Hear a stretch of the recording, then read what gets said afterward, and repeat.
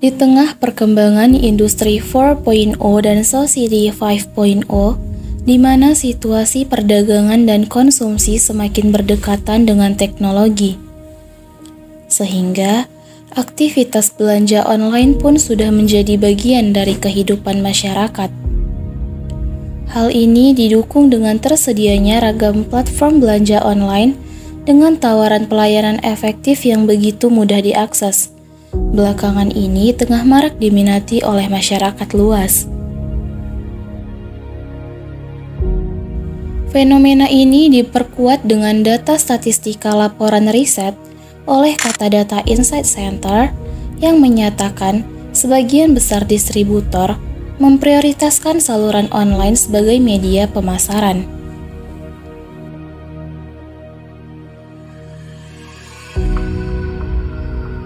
Kehadiran toko online sedikit banyaknya berdampak pada berkurangnya konsumen terhadap toko offline.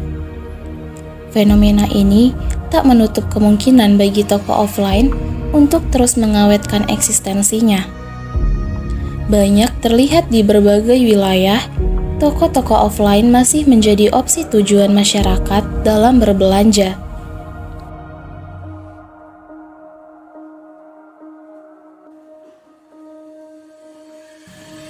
Kami mencoba mendatangi seorang pedagang di pusat pasar sentral Medan yang mengaku dengan adanya persaingan antara perdagangan online dan offline ini, tokonya mengalami penurunan pendapatan yang tidak terlalu signifikan, yakni sebanyak 20%.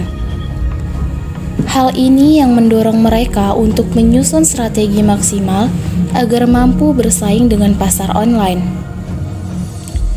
Ia pun berharap agar pemerintah mampu menciptakan regulasi yang berkeadilan bagi para pedagang online maupun offline.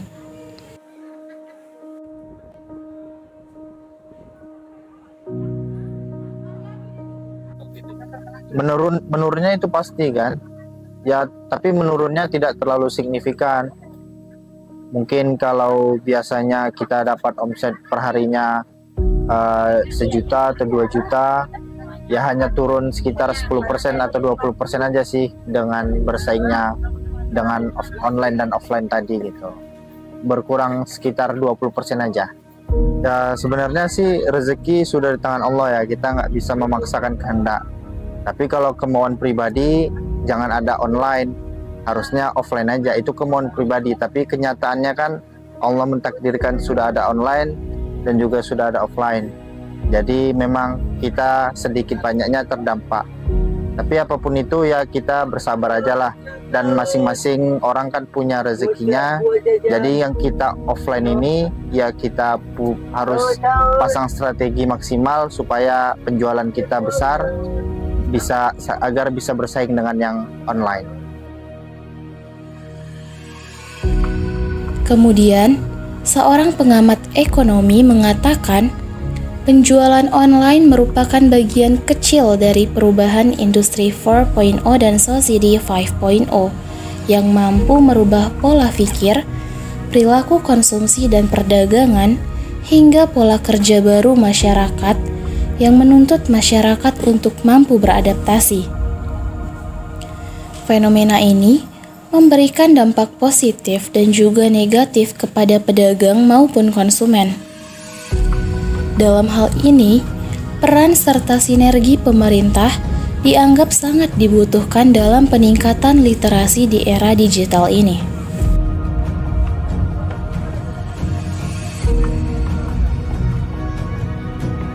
Menurut kita, para ahli ekonomi, penjualan online itu adalah bagian kecil dari perubahan industri 4.0 dan society 5.0. Jadi, society 5.0 ini telah merubah pola pikir dan juga pola habit baru bagi masyarakat kita. Nah, perubahan ini juga akan mempengaruhi perubahan konsumsi dan juga perubahan perdagangan. Jadi yang berubah itu adalah perilakunya gitu. Jadi terbentuk pola perilaku baru bagi masyarakat kita di mana society 5.0 itu sangat mendekatkan kita kepada teknologi. Jadi yang berubah itu pola pikirnya dan akhirnya dampaknya kepada perubahan pola habit. Habit masyarakat itu yang berubah sehingga juga mempengaruhi perubahan pola konsumsi. Jadi masyarakat sekarang akan mengkonsumsi dengan cara yang lebih cepat gitu. Lebih cepat dalam artian karena pola kehidupannya sudah berubah, maka semua lini kehidupannya itu berubah, dan fenomena ini pasti akan memberikan dampak positif dan juga negatif, baik dari kepada pedagang dan juga kepada konsumen. Kalau kepada pedagang, dampak positifnya itu untuk pedagang yang mudah beradaptasi, maka perdagangannya akan menjadi sangat kompetitif, pasarnya sangat kompetitif karena konsumen itu punya pilihan yang sangat banyak ya, dan perdagangan meningkat pesat karena terputusnya hambatan keluar masuk pasar. Jadi kita bisa berdagang, kita bisa membeli dimanapun juga gitu kan, dengan kita terjadinya perubahan pola habit yang baru. Itu sisi positif. Tapi sisi negatif, bagi pedagang yang tidak mau beradaptasi, hal ini akan berdampak terhadap penjualan mereka. Padahal sebetulnya pedagang itu sendiri secara habit, mereka itu sudah dekat dengan teknologi. Tetapi mereka tidak mau merubah cara kerja mereka dengan memanfaatkan media digitalisasi ya, perdagangan online dan sebagainya. Walaupun sebetulnya gitu ya, secara perilakunya tidak ada orang yang tidak beradaptasi dengan teknologi gitu. Karena kita semua punya gadget, kita semua punya sosial media gitu. Jadi sebenarnya pedagang itu sendiri mereka sudah punya fasilitas ke sana.